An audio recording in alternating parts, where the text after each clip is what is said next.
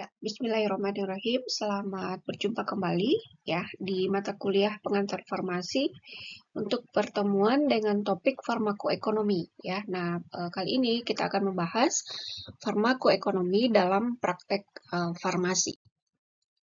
Nah, ini adalah outline yang akan kita bahas pada pertemuan kali ini. Yang pertama yaitu tentang pengantar dari farmakoekonomi, lalu konsep dasarnya, kemudian metodologi yang ada di farmakoekonomi, lalu penerapan dari farmakoekonomi dalam praktek farmasi. Kemudian kita juga akan melihat studi kasus ya dalam farmakoekonomi. Kemudian kita juga mencoba melihat tantangan dan prospek masa depan ya terkait farmakoekonomi serta penutup. Nah, kita masuk ke pengantar ya. Pertama tentunya kita harus paham terlebih dahulu apa yang dimaksud dengan farmakoekonomi ya. Nah, farmakoekonomi ini merupakan suatu cabang ilmu ya di mana nanti pada studi ini kita akan menilai biaya atau kita sebut juga dengan resource ya dan hasil ya atau kita sebut juga dengan outcome. Nah, terkait apa? Yaitu terkait dengan obat-obatan dan terapi kesehatan ya. Nah, ini tentu terkait dengan bidang studi kita yaitu farmasi, yaitu terkait dengan obat-obatan dan terapi kesehatan. Untuk apa? Nah, tentunya untuk memastikan penggunaan sumber daya kesehatan tersebut itu sudah optimal atau belum ya. Nah, disinilah nanti kita akan membahas ya terkait penilaian terhadap biaya dan outcome ya, result dan outcome. Nah, tujuannya apa? Yaitu memaksimalkan nilai kesehatan dari pengeluaran sumber daya yang terbatas ya. Nah, tentunya sumber daya yang kita miliki saat ini itu sangat terbatas ya, baik SDM-nya, sumber daya manusia ataupun sumber daya ekonomi ya. Nah, apa saja yang akan kita keluarkan terkait dengan pemberian pelayanan kesehatan dalam hal ini yaitu obat-obatan ataupun terapi. Nah, namun ini harus kita maksimalkan untuk mendapatkan outcome atau hasil yang maksimal ya. Jadi memaksimalkan nilai kesehatan tersebut. Nah, apa pentingnya? Yang pertama akan membantu pembuat kebijakan ya. Nah, dalam studi farmakoekonomi ini nanti kita bisa membuat suatu kebijakan ya. Kita bisa menghasilkan suatu kebijakan. Nah, nanti kita akan lihat pada contoh studi kasusnya. Kemudian pentingnya farmakoekonomi ini juga bagi penyedia layanan kesehatan ya seperti puskesmas, klinik ya, rumah sakit, kemudian juga apotek ya. Nah, ini sangat bermanfaat ya farmakoekonomi. Kemudian juga bagi pasien tentunya. Nah, sebagai pasien diharapkan juga memiliki ya basic dari ilmu farmakoekonomi ini sehingga pasien tersebut bisa membuat keputusan yang lebih baik mengenai obat apa yang akan mereka gunakan ataupun terapi kesehatan apa yang akan dipilih dalam hal proses penyembuhan ataupun dalam hal pencegahan penyakit ya, demikian. Nah, itu pengantar dari farmakoekonomi. Nah, kemudian kita masuk ke konsep dasar ya. Jadi tadi kita sudah melihat pada pengantar atau definisi, jadi ada resource ya dan ada result dan ada outcome ya. Nah, resultnya antara lain yaitu biaya ya. Nah, biaya yang kita keluarkan untuk terapi ataupun untuk obat-obatan ya. Nah, biaya itu ada berbagai macam jenisnya. Yang pertama adalah biaya langsung. Nah, apa yang dikatakan biaya langsung? Biaya langsung di sini berhubungan dengan pelayanan kesehatan ya. Apa saja itu? Yaitu biaya obat. Ya, jadi dalam suatu pelayanan kesehatan, obat yang kita terima, kemudian pelayanan dari tenaga medis ya yang diberikan kepada pasien dari dokter, perawat, gizi dan lain-lain itu juga termasuk biaya langsung. Nah, apa yang dikatakan biaya tidak langsung? Biaya tidak langsung ini adalah kehilangan produktivitas akibat dari penyakit ataupun kematian. Nah, apa maksudnya? Misalnya ada pasien yang dirawat di rumah sakit. ya. Nah, dia harus dirawat dalam beberapa hari. Misalnya pasien ini adalah pegawai suatu institusi, ya. Nah, tentunya kalau dia dirawat, dia akan cuti, ya, libur dari pekerjaannya. Artinya produktivitasnya akan hilang, ya, karena dia tidak bekerja. Nah, ini bisa kita kalkulasikan. Nah, ini yang disebut dengan biaya tidak langsung, ya. Jadi kehilangan produktivitas akibat penyakit ataupun kematian, ya. Nah, ada lagi biaya intangible, ya. Ini biaya yang sulit diukur. Apa contohnya? Rasa sakit. Ya, kalau seorang pasien mengeluh sakit, kemudian gatal gitu ya, lalu hal-hal yang lainnya, ini bisa juga diukur ya secara ekonomi. Nah, ini yang disebut dengan biaya intangible, ya. Rasa penderitaan atau rasa sakit. Nah, ini yang disebut dengan biaya intangible. Ini sulit diukur, namun itu ada gitu ya. Nah, inilah beberapa contoh beberapa bagian dari biaya ya. Jadi ada biaya langsung, biaya tidak langsung, dan biaya intangible. Nah, biaya-biaya inilah yang akan keluar ketika seorang pasien dirawat di rumah sakit ataupun seseorang yang mengalami kematian. Nah, lalu juga terkait selanjutnya adalah outcome, ya. Apa outcome-nya? Yang pertama itu klinis, ya. Nah, hasil klinis seperti penurunan gejala ataupun kesembuhan. Nah, ini adalah harapan setelah seseorang pasien mendapatkan terapi ataupun pengobatan, ya. Diharapkan gejala yang tadinya nyeri itu mulai menurun, ya, atau bahkan diharapkan sembuh. Seperti itu. Nah, itu hasilnya, ya. Jadi hasilnya ada hasil berupa klinis, ada hasil berupa ekonomis. Ekonomis artinya pengurangan biaya kesehatan jangka panjang. Nah, misalnya seorang pasien A dirawat di rumah sakit dalam jangka waktu 5 hari, gitu ya. Dia mendapatkan terapi X. Nah, pasien yang lain juga menderita penyakit yang sama, mendapatkan terapi B, seperti itu ya. Kemudian jumlah harinya Y. Nah, di mana jumlah harinya ini berbeda karena terapi yang diperoleh berbeda. Ya, nah dari sini kita bisa menilai outcome secara ekonomisnya, yaitu adanya pengurangan biaya, ya, dalam hal pengurangan atau perbedaan dalam hal jumlah rawat inap, misalnya seperti itu, ya. Atau bisa juga dicontohkan ketika seseorang sudah mendapatkan terapi, kemudian terapinya berhasil, lalu tidak perlu lagi untuk dirawat selanjutnya, ya, karena sudah sembuh, ya. Artinya ini sudah mengurangi biaya kesehatan jangka panjang, ya. Nah, lalu outcome yang lainnya adalah kualitas hidup, ya. Jadi diharapkan dari obat-obatan ataupun terapi yang diperoleh itu mendapatkan peningkatan kualitas hidup pada pasien tersebut, ya, seperti itu. Jadi biaya yang kita keluarkan diharapkan mendapatkan hasil yang maksimal, seperti itu, ya. Nah, ini hasilnya bisa kita lihat dari sudut pandang klinis, bisa kita lihat dari ekonomis ataupun dari kualitas hidup dari pasien tersebut. Nah, itu konsep dasar dari farmakoekonomi. Nah, ini ya, jadi biaya identifikasi biaya, ada biaya medis langsung, yaitu biaya yang dikeluarkan untuk layanan kesehatan seperti biaya obat, kunjungan dokter, ya, rawat inap, prosedur medis, tes diagnostik. Nah, ini semua kan biaya yang dikeluarkan secara langsung. Nah, itulah disebut dengan biaya medis langsung.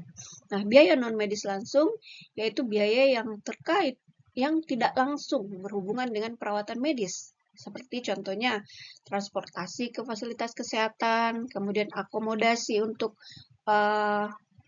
pendamping pasien, seperti itu ya, kebutuhan pendamping pasien, konsumsi pendamping pasien, dan sebagainya. Nah, ini adalah masuk ke dalam biaya non-medis langsung. Nah, lalu biaya produktivitas yang hilang atau biaya yang tidak langsung. Nilai ekonomi dari waktu kerja yang hilang karena penyakit, ini baik karena ketidakhadiran maupun karena pengurangan produktivitas saat bekerja. ya. Nah, ini biaya produktivitas yang hilang. Lalu tadi biaya intangible, penilaian terhadap nyeri, penderitaan, ya, penurunan kualitas hidup, nah, akibat dari penyakit ataupun kondisi medis. Nah, ini yang disebut dengan biaya intangible. Nah, dalam hal studi farmakoekonomi, kita tentunya membutuhkan beberapa data yang terkait hal-hal tadi, ya. Nah, jadi tentunya kita perlu melakukan pengumpulan data biaya tersebut.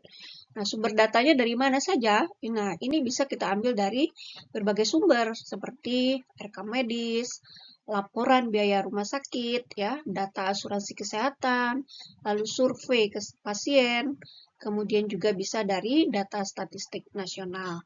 Nah, bagaimana metode pengumpulannya?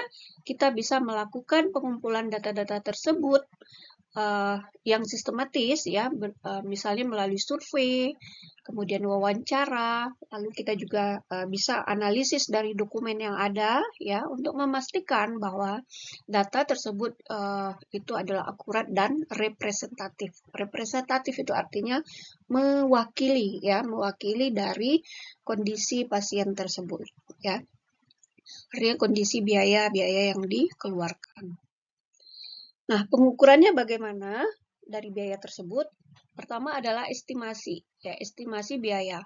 Menggunakan teknik estimasi untuk menentukan besaran biaya yang relevan, ya, baik dengan menghitung biaya rata-rata maupun dengan menggunakan data spesifik individu ataupun kelompok, ya. Jadi bisa kita hitung biaya rata-ratanya atau spesifik per individu atau per kelompok.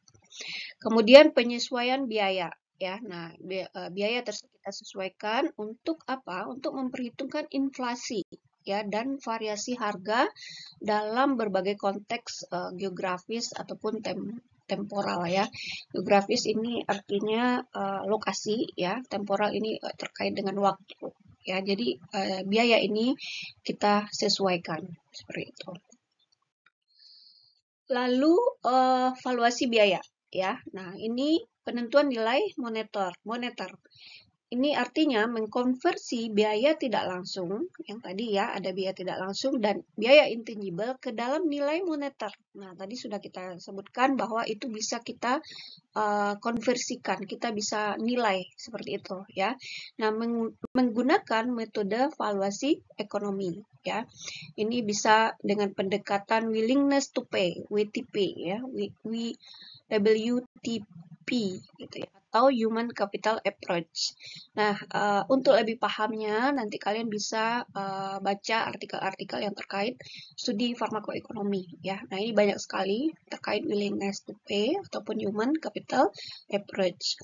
Kemudian selanjutnya ada diskon biaya, ya. Nah, ini menerapkan tingkat diskonto, ya, untuk memperhitungkan nilai waktu dari uang, terutama untuk biaya dan manfaat yang terjadi di masa depan, ya.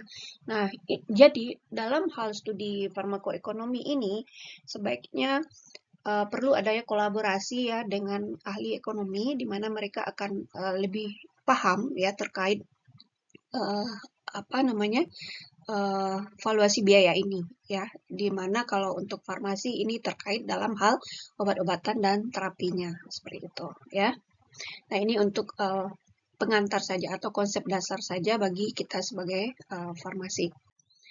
Nah, ini konsepnya, ya, analisis data biaya. Jadi pertama kita lakukan pengelompokan dan kategorisasi, yaitu mengelompokkan biaya ke dalam kategori, ya, yang sesuai dengan analisis lebih lanjut. Misalnya biaya pra-intervensi, ya. Jadi biaya sebelum dilakukan tindakan, ya. Kemudian biaya selama intervensi, ya, selama dilakukan tindakan medis, ya. Lalu juga biaya pasca intervensi, ya. Jadi kita bisa kelompokkan atau kategorisasikan. Lalu kita juga perlu melakukan analisis sensitivitas, ya, menilai bagaimana perubahan dalam asumsi atau variabel biaya mempengaruhi hasil analisis, ya. Jadi memastikan bahwa hasil akhir robust terhadap variasi dalam input data, ya. Jadi sensitivitas analisis ini sangat perlu sekali. Jadi dengan melakukan pengumpulan data biaya yang komprehensif, yang menyeluruh dan akurat tentunya, analisis farmakoekonomi ini bisa memberikan informasi yang berharga ya untuk untuk pengambilan keputusan dalam praktek farmasi dan kebijakan kesehatan ya, memastikan sumber daya yang digunakan secara efektif tentunya untuk memberikan manfaat yang maksimal ya kepada pasien ataupun kepada sistem kesehatan secara keseluruhan ya. Nah, studi farmakoekonomi ini sangat penting sekali bagi pembuat kebijakan ya di tingkat nasional. Misalnya BPJS itu ada ya, Ibu pernah tahu itu ada tim Depkes ya, menggunakan studi ini untuk mengambil suatu keputusan dalam hal suatu kebijakan. Ya, ini penting sekali. Nah, ini adalah beberapa contoh metodologi dari farmakoekonomi. Ada yang disebut dengan analisis biaya, ya, lalu juga ada CMA, ya, cost minimization analysis, lalu cost utility analysis atau CUA, kemudian cost benefit analysis atau CBA, kemudian cost effectiveness analysis atau CEA. Nah, ini CEA ini dulu adalah studi Ibu di waktu ngambil master farmasi ya. Kalian bisa searching nanti ada artikel Ibu ya yang terkait CEA. Nah, nanti kita lihat masing-masing studi ini ya. Jadi analisis biaya. Nah, kita akan menganalisis biaya apa saja, yaitu biaya langsung yang tadi kita sudah diskusikan, lalu juga analisis biaya yang tidak langsung. Nah, kemudian apa itu CMA? CMA ini adalah membandingkan biaya dari 2 atau lebih intervensi yang memiliki hasil yang sama, ya. Misalnya ada pasien A, kemudian ada pasien B, ya, kemudian mengeluh nyeri, ya, contoh sederhananya misalnya ya. Nah, tentunya pasien A dan pasien B ini akan meminta obat anti nyeri, misalnya seperti itu. Ya. Nah, pasien A mendapatkan obat X, kemudian pasien B mendapatkan obat Y. Lalu hasilnya nanti, outcome-nya nanti kita nilai ya, setelah diberikan terapi tersebut, kita nilai apakah nyerinya berkurang atau hilang. Seperti itu ya, dengan obat X dan Y tadi ya, tentunya dengan harga yang berbeda ya. Nah, kalau kita bisa kita mendapatkan hasil nanti outcome-nya, ternyata dua-duanya sembuh pada hari yang sama, jumlah hari yang sama ya. Nah, dalam CMA kita akan melihat yang mana yang mengeluarkan cost yang minimal.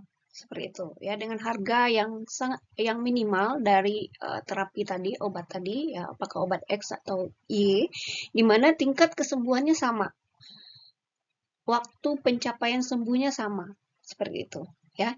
Jadi membandingkan biaya 2 atau lebih intervensi itu pengobatan ataupun terapi ya, di mana dia memiliki hasil yang sama ya. Nah, ini bisa juga lebih pahamnya nanti kalian bisa baca artikel yang terkait CMA ya, studi kasus CMA. Nah, lalu cost utility analysis. Nah, ini kalau tadi membandingkan biaya diukur dari hasil yang sama, kalau ini membandingkan biaya dengan hasil yang diukur dalam QALY ya, satuan kualitas hidup, quality of life-nya ya. Nah, ini ada rumusnya tersendiri.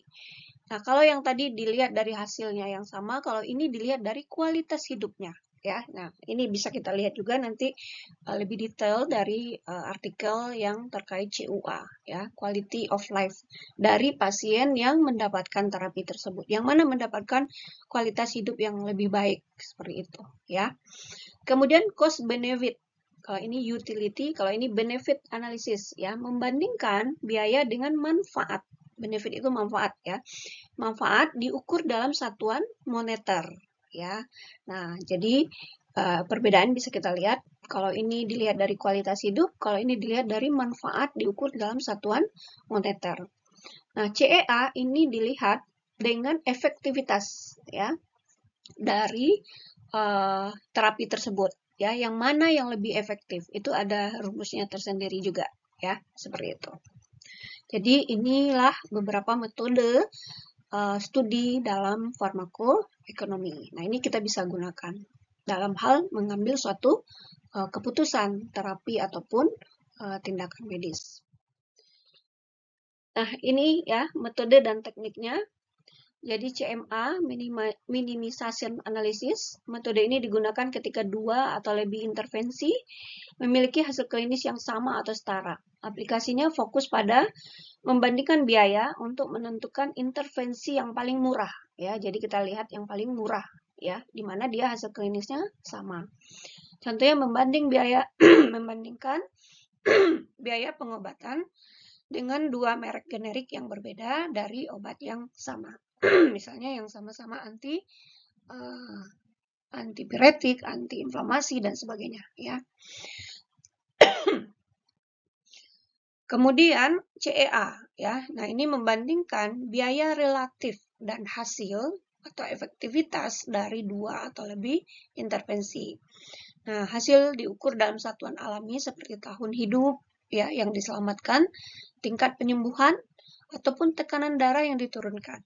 Nah, indikator utamanya adalah ICER, ya. Nah, ini ada rumusnya, nanti dihitung sebagai biaya tambahan atau efektivitas tambahan. Incremental Cost Effectiveness Ratio.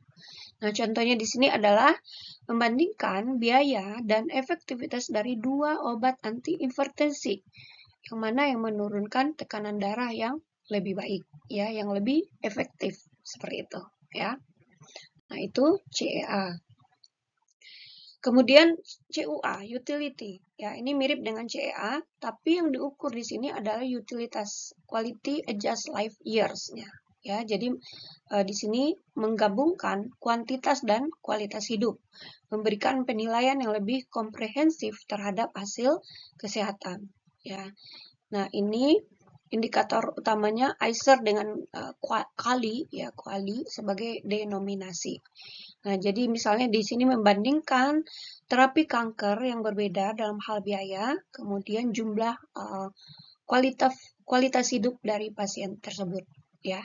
Nah, ini untuk studi cost utility analysis. Lalu bagaimana dengan CBA, cost benefit analysis? Ini adalah membandingkan biaya dan manfaat, ya, benefit itu manfaat dari intervensi kesehatan dengan kedua aspek diukur dalam nilai moneter, ya. Jadi nilai moneter dari manfaat dibandingkan dengan biaya. Jadi manfaat ini nanti kita kita konversikan ke dalam nilai moneter. Ya, jadi net benefit manfaat dikurang biaya atau benefit cost ratio. Ya, nanti ada rumusnya tersendiri juga. Nah, ini contohnya adalah menilai program vaksinasi dengan menghitung biaya program dan manfaat, ya, yang diperoleh dengan penurunan kasus penyakit, ya. Nah, itu CBA. Nah, lalu teknik analisis sumber biaya. Nah, identifikasi biaya. Ya, jadi kita perlu ketika kita mendapatkan suatu data, kita harus bisa mengidentifikasi jenis biayanya. Apakah itu masuk biaya langsung, atau biaya tidak langsung, atau biaya intangible. Ya, jadi kita kelompokkan. Lalu kita ukur, ya, mengukur besar biaya yang terkait dengan setiap jenis biaya ini. Ya. Kemudian dinilai atau dihitung dalam satuan moneter. Ya, contohnya tadi intangible itu kita hitung dalam satuan moneter, biaya intangible, ya. Lalu pengukuran dan penilaiannya bagaimana? Ini tentunya menggunakan alat ukur yang valid dan reliable. Nah, ini biasanya contohnya adalah EQ5D, ya, kualitas hidup. Nah, ini perlu divalidasi terlebih dahulu, ya. Nah, skala EQ5D ini nanti kalian bisa lihat, ya, di artikel seperti apa untuk lebih detailnya. Kemudian di sini penilaiannya menggunakan untuk utilitas, ya, metode seperti standar Jambal atau time trade-off, ya, untuk mengukur dari utilitas, ya. Nah, ini juga bisa kita pahami lebih lanjut dalam contoh artikel nantinya. Lalu discounting, ya. Nah, tadi juga kita lihat ya ada istilah discounting, di mana di sini adalah menyesuaikan nilai biaya dan manfaat yang terjadi di masa depan, ya, untuk menjadi nilai sekarang. Ya, ini tentunya ini rate-nya berkisar 3-5%. Nah, ini mencerminkan preferensi waktu di mana nilai saat ini lebih berharga daripada nilai di masa depan, ya, yaitu discounting. Lalu analisis sensitivitas. Nah, tadi kita juga menyinggung ya. Nah, ini adalah menguji kekokohan hasil analisis dengan mengubah asumsi atau variabel kunci. Ya, jadi kita perlu menganalisis sensitivitas dari hasil analisis yang kita lakukan. Nah, metodenya bisa one way sensitivitas analysis atau multi way atau probabilistik ya, probabilistik. Tujuannya apa? Untuk menilai seberapa sensitif hasil yang kita peroleh terhadap perubahan ya dalam parameter input. Ya, jadi nanti dalam hal analisis ini kita akan mengubah asumsi ataupun variabel kunci sehingga kita bisa menilai seberapa sensitif data ataupun metode yang kita gunakan. Nah, lalu modeling ya. Nah, penggunaan model matematis. Nah, untuk apa? Mensimulasikan skenario dan memperkirakan hasil jangka panjang dari suatu intervensi atau tindakan medis ya. Ada jenis modelnya Markov model ataupun decision tree. Tujuannya adalah mengatasi keterbatasan data klinis jangka pendek ya dan memproyeksikan hasil jangka panjang. Data-data klinis yang ada saat ini itu biasanya sangat terbatas datanya ya. Namun kita perlu membuat suatu keputusan untuk proyeksi jangka panjang ya. Jadi perlu kita buat modelingnya seperti itu. Metode dan teknik dalam farmakoekonomi memungkinkan evaluasi yang sistematis ya terhadap intervensi kesehatan yang kita berikan, membantu dalam pengambilan keputusan yang berbasis bukti. Ya, jadi semuanya harus berbasis bukti. Untuk apa? Untuk meningkatkan efisiensi dan efektivitas dari suatu pelayanan kesehatan. Ya, nah inilah pentingnya studi farmakoekonomi. Nah, masuk kita ke penerapan, ya, penerapan farmakoekonomi. Yang pertama, tadi kita juga sudah singgung dalam hal pengambilan keputusan klinis. Studi farmakoekonomi ini bisa membantu kita memilih terapi yang paling efisien secara biaya. Lalu, dalam hal formulary manajemen, ya, membantu menentukan obat mana yang harus dimasukkan dalam daftar obat rumah sakit ataupun asuransi. Lalu juga evaluasi program kesehatan. Ini juga kita bisa gunakan studi farmakoekonomi ya, menilai efisiensi dari suatu program kesehatan masyarakat ataupun intervensi farmasi yang dilakukan. Kemudian dalam hal konseling pasien, nah ini juga penting ya.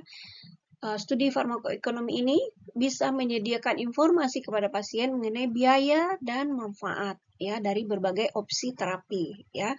Jadi diharapkan teman-teman semua nanti rajin membaca artikel-artikel farmakoekonomi yang terkini ya sehingga itu bisa menjadi bahan dalam hal pemberian informasi kepada pasien ya terhadap berbagai opsi dari terapi ya suatu penyakit tentunya. Lalu ini juga bisa kita gunakan, aplikasikan atau terapkan dalam hal negosiasi harga obat ya. Dengan menggunakan data farmakoekonomi, ini bisa untuk bernegosiasi kepada produsen obat ya untuk mendapatkan harga yang lebih baik ya. Lalu juga dalam hal kebijakan kesehatan tentunya ya dalam studi farmakoekonomi ini bisa membantu dalam merumuskan kebijakan yang efisien berdasarkan analisis biaya dan hasil dari berbagai intervensi ya. Nah, ini teman-teman akan lebih paham lagi sekali lagi ya, harus rajin baca artikel. Nah, ini contoh studi kasus ya. Contoh-contoh nyata dari analisis farmakoekonomi yang diterapkan dalam praktek farmasi termasuk penilaian biaya efektivitas dari terapi tertentu. Yang pertama, evaluasi dan kritik. Ya, melakukan evaluasi terhadap studi farmakoekonomi yang ada, memahami keterbatasan dan cara mengatasi bias dalam suatu penelitian. Ya, karena kalau kita bisa modelkan dalam suatu angka atau moneter, tentunya bias ini bisa sangat kita kurangi ya. Nah, ini contohnya studi kasus 1, analisis cost effectiveness pada pengobatan diabetes tipe 2 dengan terapi baru dibandingkan dengan terapi standar ya. Nah, ini nanti kita bisa menghasilkan suatu gambaran ya, yang mana yang lebih efektif ya terhadap dua terapi ini, apakah terapi yang baru ataupun terapi yang standar.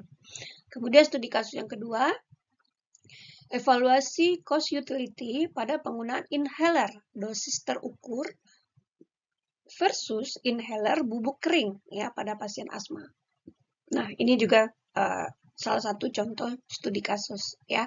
Nah, dari perbandingan ini nanti kita bisa mengambil suatu keputusan yang mana yang lebih utility ya, cost utility ya, apakah menggunakan inhaler dosis terukur atau inhaler bubuk ya untuk pasien asma. Seperti itu ya. Nah, ini analisis cost effectiveness. Penerapannya dalam farmakoekonomi ini menunjukkan bagaimana perbandingan biaya obat dengan hasil klinis dapat memberikan informasi penting ya. Nah, di sini apa peran farmasis ya dalam optimasi biaya? Farmasis memiliki peran penting dalam mengedukasi pasien mengenai pilihan obat yang ekonomis dan efektif ya. Jadi kan teman-teman sudah tahu obat yang beredar ya, itu sangat banyak sekali pilihannya. Tentunya sebagai seorang farmasis kita bisa memberikan suatu rekomendasi atau edukasi kepada pasien alternatif pilihan mana ya yang lebih ekonomis dan efektif ya. Jadi dukungan farmasis ini dapat berkontribusi pada optimasi biaya pengobatan ya, seperti itu. Nah, lalu farmakoekonomi ini juga bisa diharapkan memberikan kesadaran pada pasien akan biaya ya. Murah itu tentu belum tentu tidak efektif. Mahal itu juga belum tentu sangat efektif ya. Jadi ini perlu kita sadarkan kepada pasien ya, berdasarkan data tentunya ya, berdasarkan studi dari farmakoekonomi ya. Jadi diharapkan peningkatan kesadaran pasien akan biaya pengobatan ini bisa membantu dalam hal mengurangi pemborosan ya. Apalagi misalnya kasus polifarmasi ya, mendapatkan terapi obat yang sangat banyak sekali yang mungkin itu tidak penting. Nah, tentunya yang paham ini adalah farmasi ya, tenaga farmasi salah satunya atau ahli farmasi.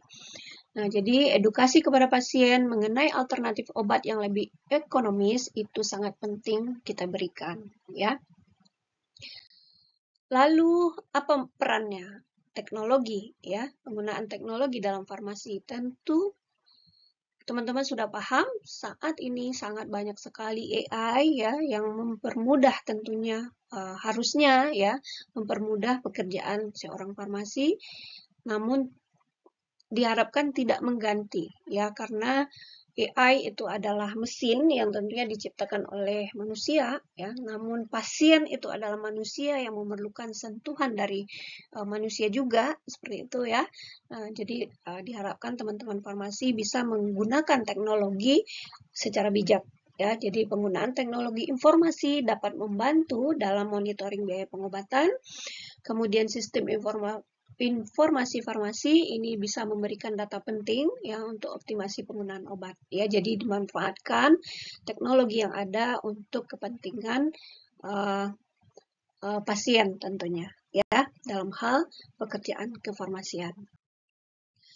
Nah, kesimpulan studi kasus ya menyimpulkan hasil dari studi kasus farmakoekonomi ya. Jadi teman-teman nanti diharapkan membaca salah satu artikel ya yang teman-teman tertarik, apakah studi cost utility analysis, cost benefit analysis ya, atau cost effectiveness analysis ya. Silakan nanti disimpulkan ya dari hasil studi tersebut.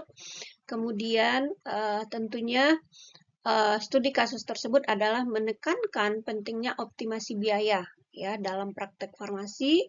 Lalu ini diharapkan bisa nanti memberikan rekomendasi ya dalam pengambilan keputusan klinis yang lebih efektif dan efisien ya. Itulah manfaat dari farmakoekonomi. Nah, kita lihat tantangan dan peluang di masa depan ya.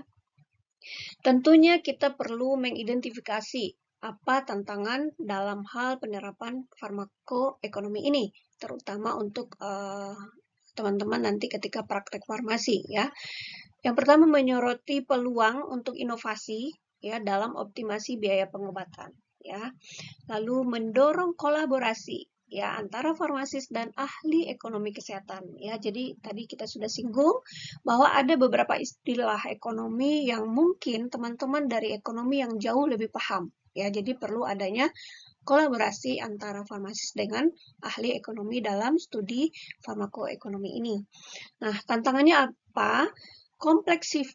Kompleksitas data ya. Data yang ada itu sangat kompleks sekali sehingga mungkin sangat membingungkan dalam hal kita melakukan analisis ya. Jadi ini tentunya menjadi tantangan tersendiri. Kemudian juga variasi dalam hasil klinis di mana pasien 1 dengan pasien 2 mendapatkan terapi yang sama mungkin mendapatkan hasil klinis yang berbeda ya. Ini yang disebut dengan variasi ya. Nah, ini juga merupakan tantangan. Namun ke depan mungkin teman-teman sudah pernah baca juga ya bahwa akan ada individual terapi ya. Jadi melihat individu per individu seperti itu ya. Mungkin juga pernah dengar studi farmakogenetik ya, gen ya. Jadi di mana gen satu pasien atau satu orang dengan orang yang lain itu berbeda ya, karena itulah penyebab dari variasi hasil klinis yang dihasilkan ya. Jadi ini merupakan tantangan juga ya. Lalu juga keterbatasan sumber daya tentunya, apakah itu sumber daya manusia ya, sumber daya teknologi ya. Jadi dalam hal ini tentunya merupakan challenges bagi teman-teman untuk terus belajar ya, untuk menghadapi keterbatasan sumber daya manusia tentunya ya. Lalu juga keterbatasan data, kompleksitas analisis ya. Jadi karena variasi yang banyak sekali sehingga kita mengalami kesulitan misalnya dalam analisis ya. Sehingga hasil yang diperoleh juga sangat bervariasi ya. Ini merupakan tantangan tersendiri buat kita ya. Nah, apa prospek masa depannya? Tentunya penggunaan teknologi informasi dan big data ya, data yang sangat besar sekali itu bisa kita gunakan untuk analisis farmakoekonomi yang lebih canggih dan real time ya. Nah, ini challenges buat teman-teman meningkatkan terus ya ilmu pengetahuan dan skillnya ya. Lalu juga jangan tertinggal dengan teknologi yang sangat-sangat cepat sekali berkembang ya. Tentunya ini akan sangat bermanfaat sekali dalam bidang studi kita atau farmasi ya. Lalu juga pengembangan metodologi ya yang lebih baik. Nah, jadi harus rajin baca artikel yang terkini ya supaya kita bisa terus mengikuti metodologi yang digunakan ya oleh para ahli di luar sana ya. Ini tentunya bisa nanti kita manfaatkan ya. Kemudian menggunakan data yang real ya, data real, lalu integrasi farmakoekonomi ya. Tentunya perlu ada kolaborasi juga ya dalam hal apa? Tentunya dalam hal mengambil keputusan klinis ya, sehingga kepentingan pasien, keselamatan pasien, kualitas hidup pasien yang lebih baik itu tercapai ya. Nah, sebagai penutup, pentingnya optimasi biaya dalam praktek farmasi, kemudian menyimpulkan pesan utama dan mengajak kolaborasi ya untuk mencapai penggunaan obat yang efisien. Jadi farmakoekonomi ini merupakan alat ya yang penting kita gunakan untuk memastikan bahwa sumber daya kesehatan itu digunakan secara efisien untuk memberikan manfaat terbesar kepada pasien dan masyarakat tentunya ya.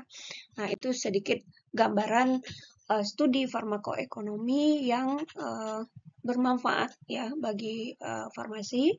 Tentunya teman-teman harus terus update ilmunya ya. Ini beberapa referensi bisa teman-teman gunakan. Buku teks farmakoekonomi sangat banyak sekali dan sangat mudah sekali kita akses saat ini. Demikian juga dengan artikel ya, jurnal ya terkait farmakoekonomi. Kemudian juga ada panduan. Nah, Departemen Kesehatan itu juga menerbitkan panduan farmakoekonomi ya. Silakan nanti teman-teman searching dan download. Terakhir Ibu salah, kalau nggak salah Ibu itu masih free ya. Silakan di searching nantinya. Oke, baik. Terima kasih atas perhatiannya. Untuk pertemuan pembahasan topik farmakoekonomi kita cukupkan sampai di sini. Jika teman-teman ada pertanyaan, silakan dihubungi Ibu. Terima kasih. Selamat berjumpa kembali di topik berikutnya.